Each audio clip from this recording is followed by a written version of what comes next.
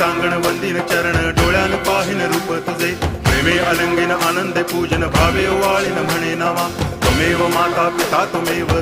बंधुश्च सखा त्वमेव विद्या तरुणं त्वमेव सर्वं मम देव कायेन वाचा मनसेन्द्रियैर्वा बुद्ध्यात्मना वा प्रकृति स्वभावात् करोमि यद्यत् सकलं परस्मै नारायणायति समर्पयामि अच्युतं केशवं रामनारायणं कृष्णदामोदरं वासुदेवं हरि गिरिधरं माधवं गोपिकावल्लभं जानकीनायकं रामचन्द्रं भजे।